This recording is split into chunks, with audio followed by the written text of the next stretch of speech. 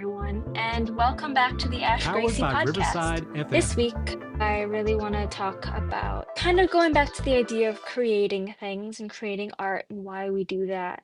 But I really want to focus on the idea of writing as a way of remembering. And I'm not talking about the big polished published projects that people tend to do, including myself, but just as a way of putting things down, creating a safe space where all the things that you want to remember are held as a holding space or a mirror or a map back to ourselves. And so I want to talk about writing and creating as a form of healing and a form of presence and a form of growing. And the thing I want to start with is the thing that we always say we're going to remember things. But at the end of the day, we're human and we forget things. We forget the feelings that we've had, the people that we were, the moments that we want to hold dearest to us, but often get lost in the maze of the bigger achievements and goals and the things we learn. And a lot of people say that, you should journal, you should make a diary, you should, write things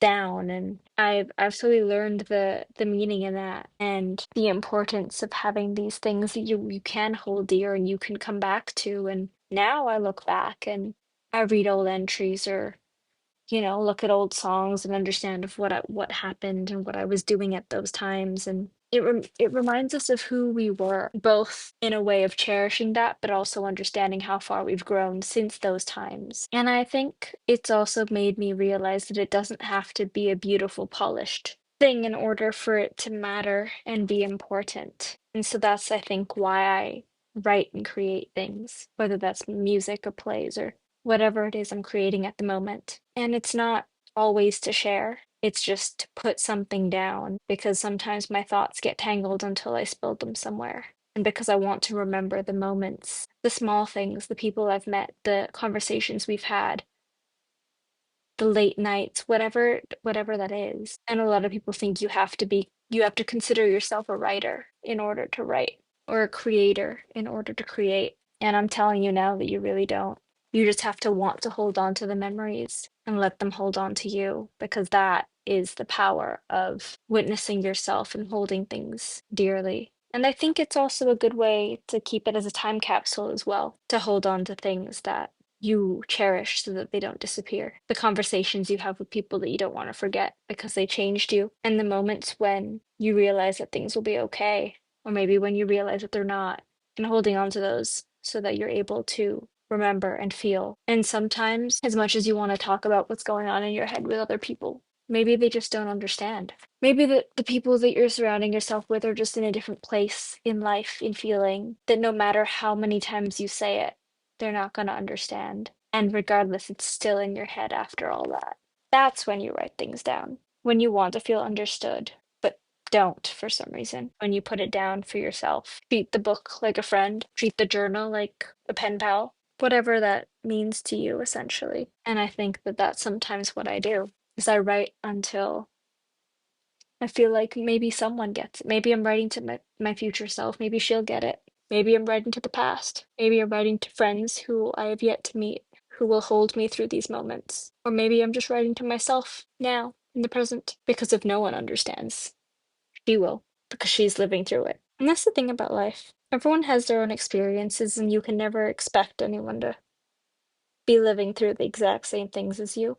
But you have yourself, and that's not nothing. And sometimes it helps putting things on the page that you would never dare say out loud to somebody else. Because if it's on the page, then it's real, at least for you. And if you're writing from yourself, that's one thing. But if you're writing these thoughts into a character or into a story, then no one really has to know that it's you that's going through these things. It can be written as if it was fiction or as if it was somebody else. I think writing is also a way to process and heal from things you don't know how to name. And a lot of the time, people think you can only write things once you have a name for them. I don't necessarily think that's true. I think it really depends on what it is, how long you've been sitting with it, how long you've been feeling it. And maybe sometimes you just have to let yourself do that. Hold on, sit with it till it feels uncomfortable, then put it down in a story, in a song, in a book, in a journal, so that you don't have to sit with it anymore, once you've understood it, at least. And I like to do that with a lot of things. So I process things because I think my brain is too tiny to process everything all at once. And sometimes that's what you need. You need somewhere to